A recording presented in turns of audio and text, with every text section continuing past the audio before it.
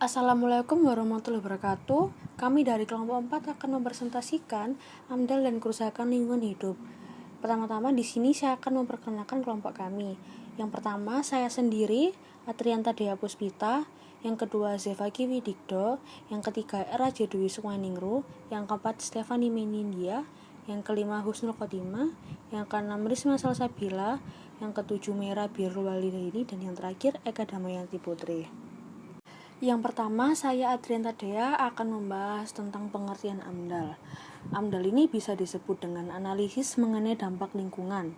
AMDAL ini merupakan kajian mengenai dampak besar dan penting suatu usaha atau kegiatan yang direncanakan pada lingkungan hidup yang diperlukan bagi proses pengambilan keputusan tentang penyelenggaraan usaha dan kegiatan di Indonesia. AMDAL ini dibuat pada saat perencanaan suatu proyek yang diperkirakan akan memberikan pengaruh terhadap lingkungan hidup di sekitarnya. AMDAL mulai berlaku di Indonesia tahun 1986 dan juga sudah ditetapkan dalam Peraturan Pemerintah Nomor 27 Tahun 1999 tentang analisis mengenai dampak lingkungan. Pembangunan yang tidak mengorbankan lingkungan atau merusak lingkungan hidup adalah pembangunan yang memperhatikan dampak yang dapat diakibatkan oleh beroperasinya pembangunan tersebut. Sudah diatur mengenai kriteria, dampak besar dan penting dari proyek yang direncanakan, antara lain ditentukan oleh faktor-faktor pada pasal 15 Undang-Undang Nomor 23 Tahun 1997, yakni yang pertama, jumlah manusia yang terkena dampak, yang kedua, luas wilayah persebaran dampak, yang ketiga, intensitas dan lamanya dampak berlangsung. Yang keempat, banyaknya komponen lingkungan lainnya yang terkena dampak. Yang kelima, sifat kumulatif dampak. Dan yang terakhir, berbalik atau tidak berbaliknya dampak. Baik, Assalamualaikum warahmatullahi wabarakatuh. Saya Eka Damayanti Putri dengan NIM 2001111000265. Di sini saya akan melanjutkan untuk mempresentasikan bagian fungsi AMDAL. AMDAL sendiri memiliki beberapa fungsi yang dibedakan menjadi 8, yaitu yang pertama, fungsi AMDAL sebagai membantu proses pengambilan keputusan atas kelayakan lingkungan hidup. Yang kedua, memberikan masukan dalam rangka menyusun sebuah rancangan dari suatu usaha. Yang ketiga, memberikan masukan dalam proses penyusunan rencana, pengelolaan, dan pemantauan dalam lingkungan hidup. Selanjutnya, sebagai bahan pertimbangan untuk perencanaan pembangunan suatu wilayah. Lalu memberikan informasi terhadap masyarakat tentang dampak yang ditimbulkan dari suatu kegiatan. Lalu sebagai rekomendasi utama sebuah izin untuk mendirikan sebuah usaha, sebagai scientific dokumen dan legal dokumen, dan yang terakhir sebagai izin kelayakan lingkungan. Selanjutnya materinya akan dilanjutkan oleh rekan saya.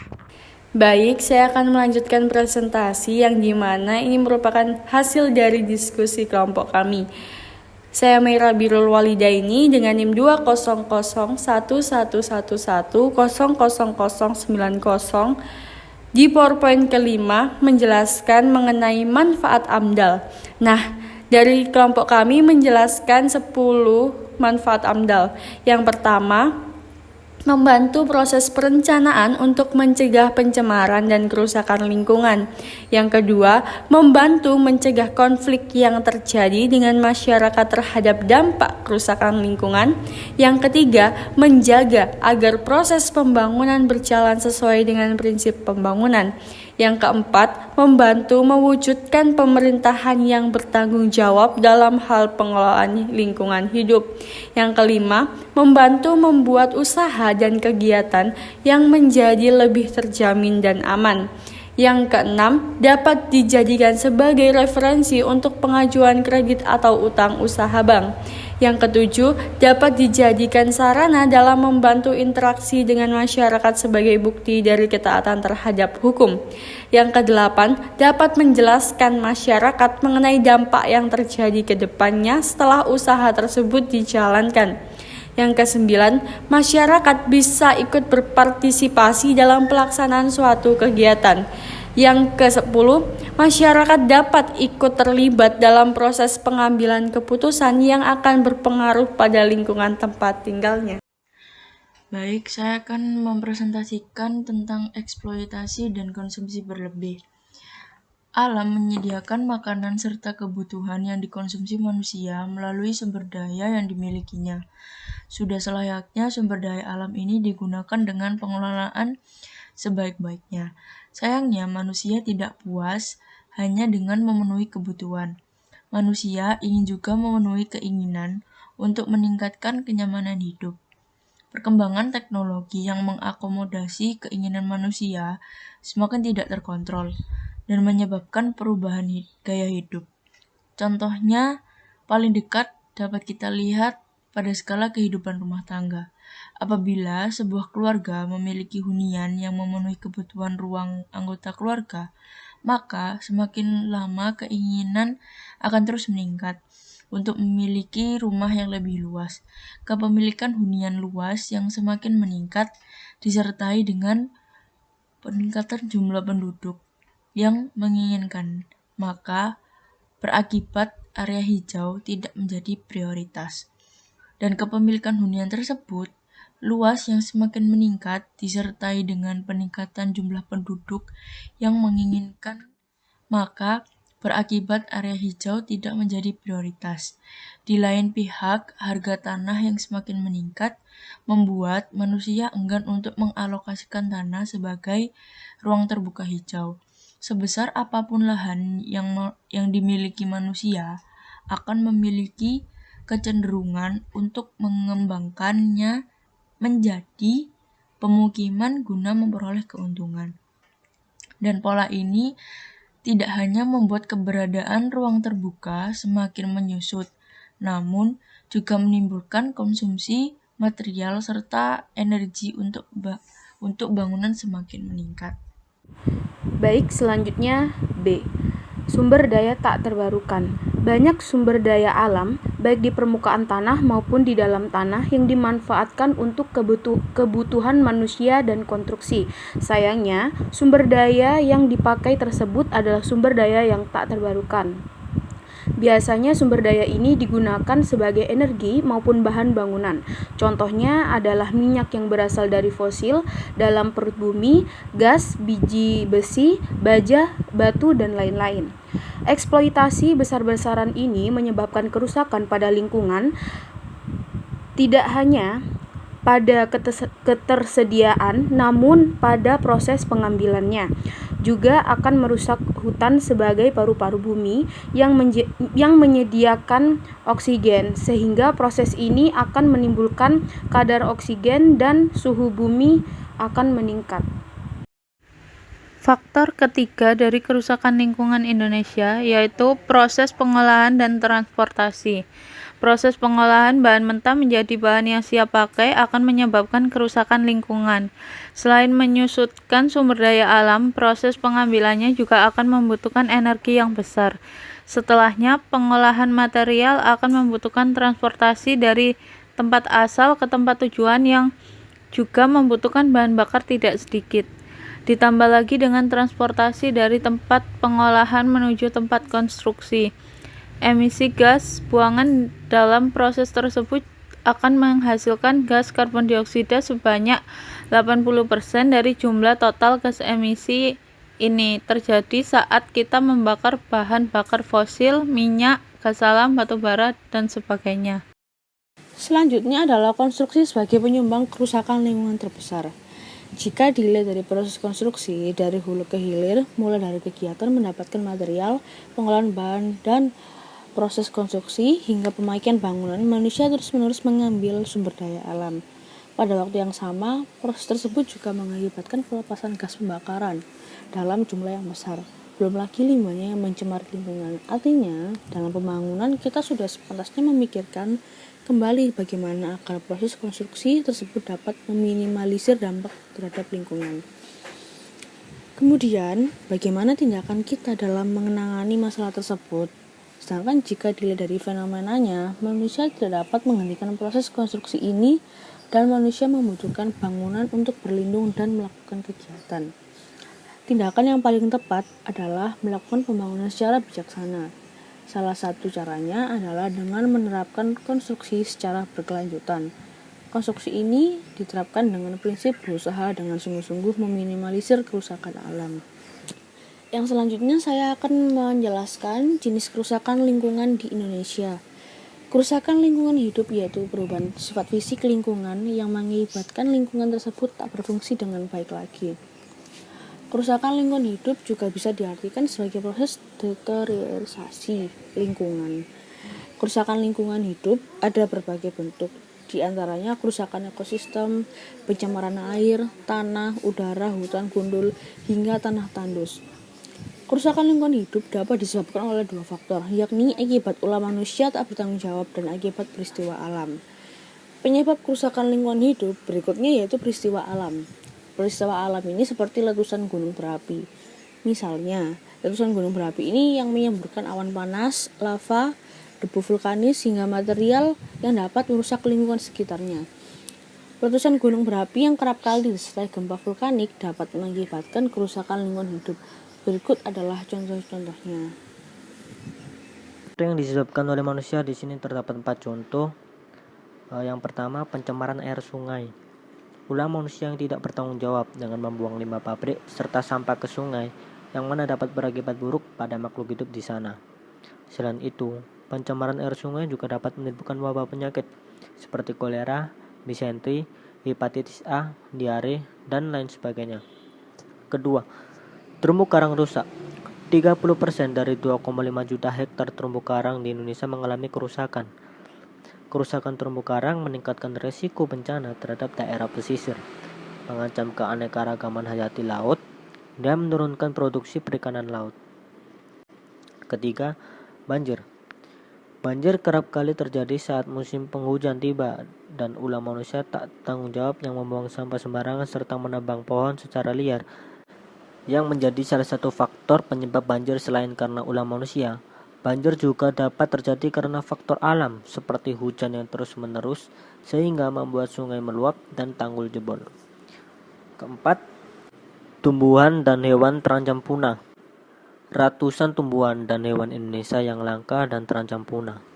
Menurut catatan IUCN Red List, sebanyak 76 spesies hewan Indonesia dan 127 tumbuhan berada dalam status keterancaman tertinggi, yaitu status critically endangered atau kritis, serta 205 jenis hewan dan 88 jenis tumbuhan masuk kategori endangered, serta 557 spesies hewan dan 256 tumbuhan berstatus vulnerable. Yang disebabkan oleh peristiwa alam. Kerusakan lingkungan hidup juga dapat diakibatkan oleh peristiwa alam. Peristiwa alam seperti letusan gunung berapi misalnya, aliran lava, semburan awan panas, debu vulkanis, hingga material padat dapat merusak lingkungan hidup. Selain itu, gempa bumi juga menjadi salah satu contoh peristiwa alam yang dapat merusak lingkungan hidup. Gempa bumi dapat mengakibatkan terjadinya longsor hingga banyak bangunan roboh. Baik, sebelumnya perkenalkan, nama saya Husnul Khotimah, NIM 2001111000092. Nah, di sini saya akan melanjutkan presentasi yang dibawakan oleh rekan saya sebelumnya mengenai AMDAL dan kerusakan lingkungan. Nah, di sini saya akan menjelaskan macam-macam dampak dari kerusakan lingkungan. Yang pertama adalah pencemaran lingkungan. Nah, pencemaran lingkungan ini dapat terjadi di air, di udara, dan di tanah. Ketiga jenis pencemaran lingkungan tersebut dapat mempengaruhi kesehatan manusia. Dampaknya adalah muncul berbagai jenis penyakit. Selain itu juga pencemaran lingkungan di air, udara, dan di tanah juga mengganggu ekosistem dan biota yang terdapat di dalamnya. Kemudian lanjut yang kedua, yaitu banjir. Nah, banjir merupakan salah satu dampak kerusakan lingkungan yang kerap terjadi di akhir-akhir ini. Apalagi saat musim penghujan tiba. Beberapa daerah pun di Indonesia dilanda bencana banjir. Salah satu contohnya di daerah yang kerap kali terjadi banjir yaitu di Jakarta. Banjir diakibatkan oleh masyarakat yang tidak peduli lingkungan dengan membuang sampah sembarangan yang menjadi salah satu faktor terjadinya bencana banjir. Kemudian lanjut yang ketiga, yaitu kebakaran hutan. Nah, kebakaran hutan merupakan kerusakan lingkungan hidup yang sudah sewajarnya menjadi perhatian. Sebab jika hutan terbakar, maka habitat hewan liar akan terancam. Selain itu juga, kebakaran hutan menyebabkan asap tebal yang dapat menyebabkan penyakit pernafasan. Perlu diketahui juga bahwa hutan merupakan paru-paru dunia. Baik, lanjut slide berikutnya, yaitu masih tentang dampak dari kerusakan lingkungan. Lanjut yang keempat, yaitu global warming atau yang dikenal dengan pemanasan global. Nah, seringkali dikaitkan dengan efek rumah kaca. Nah, efek rumah kaca mengakibatkan suhu bumi menjadi lebih panas. Pemanasan global juga diakibatkan oleh meningkatnya karbon dioksida. Sementara oksigen kian menipis. Kemudian yang terakhir yaitu tanah longsor. Nah, tanah longsor merupakan dampak kerusakan yang harus mendapatkan perhatian khusus sebab bencana alam tanah longsor ini seringkali menimbulkan banyak korban jiwa. Bencana alam ini disebabkan oleh manusia yang sembarangan menebang pohon tanpa melakukan reboisasi. Baik, selanjutnya saya akan mempresentasikan tentang upaya pelestarian lingkungan. Lingkungan alam merupakan hal yang penting untuk dijaga kelestariannya. Hal ini dikarenakan besar dampaknya dan pengaruhnya dalam keberlangsungan hidup kita sebagai manusia. Tetapi permasalahan seputar lingkungan hidup selalu terdengar segala macam pemberitaan tentang kerusakan lingkungan hidup pun tidak lagi asing di pendengaran kita semua. Oleh karena itu, tak jarang keresahan dan kecemasan manusia akan suatu efek yang lebih besar, terus-menerus membayangi hidup manusia. Kejadian demi kejadian yang dialami di dalam negeri ini telah memberi dampak yang sangat besar. Tidak sedikit kerugian yang dialami, termasuk nyawa manusia juga. Ada beberapa usaha mestinya dilakukan oleh manusia dalam upaya pelestarian lingkungan hidup, yaitu upaya rekonsiliasi. Upaya ini dapat diartikan sebagai perbuatan pemulihan konflik yang membuat hubungan kedua belah pihak kembali seperti semula. Digunakan untuk pelestarian lingkungan karena dirasa efektif dalam upaya pemulihan lahan rusak untuk kembali ke semula sebelum terjadinya kerusakan. Perubahan untuk dapat mencegah dan meminimalisir efek yang lebih besar. Jadi, sikap rekonsiliasi dari pihak manusia dapat memungkinkannya melakukan perubahan demi kenyamanan di tengah-tengah lingkungan hidupnya. Baik, saya akan melanjutkan presentasi yang dimana ini merupakan hasil diskusi dari kelompok kami.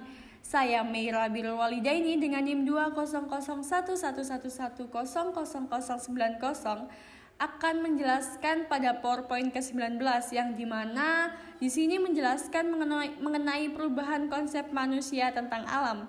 Salah satu paham yang mungkin menjadi akar permasalahan seputar kerusakan lingkungan hidup adalah terjadinya pergeseran konsep manusia tentang alam. Cara pandang ini melahirkan tindakan yang salah dan sangat membahayakan. Misalnya nih, konsep tentang alam sebagai objek. Konsep ini seolah-olah bahkan secara terang-terangan memberikan indikasi bahwa manusia cenderung untuk mempergunakan alam seenaknya. Tindakan dan perilaku manusia dalam mengeksplorasi, maka perlu suatu perubahan konsep yang baru. Konsep yang dimaksud ini melihat alam sebagai subjek. Selanjutnya, hemat listrik. Produksi listrik kebanyakan masih dihasilkan oleh sumber batu bara, yang mana hal tersebut tinggi polusi udara. Sebagai upaya pelestarian lingkungan, ada baiknya untuk menghemat listrik dengan cara mematikan lampu saat siang hari, mematikan TV, mematikan AC saat tidak digunakan, dan sebagainya.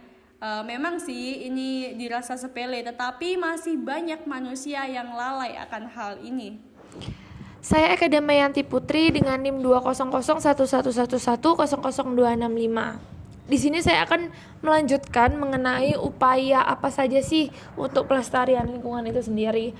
Nah, yang selanjutnya adalah upaya dalam mengurangi penggunaan plastik atau menerapkan 3R. 3R di sini yang mana ada reduce, reuse, dan recycle. Saya akan menjelaskan sedikit mengenai 3R tersebut. 3R tersebut ada reduce. Reduce berarti kita mengurangi penggunaan bahan-bahan yang biasa dapat merusak lingkungan. Nah, reduce juga berarti mengurangi belanja barang-barang yang tidak terlalu dibutuhkan, seperti baju baru, aksesoris tambahan, atau apapun yang intinya adalah pengurangan kebutuhan. Jadi selain kita mengurangi penggunaan plastik, itu cara kita juga untuk bisa berhemat. Nah, yang kedua ada reuse. Reuse sendiri berarti pemakaian kembali, seperti contohnya memberikan baju-baju bekas Anda yang masih layak tentunya ke yatim piatu atau ke saudara-saudara Anda. Nah, yang terakhir ada recycle, yang mana memiliki arti mendaur ulang barang.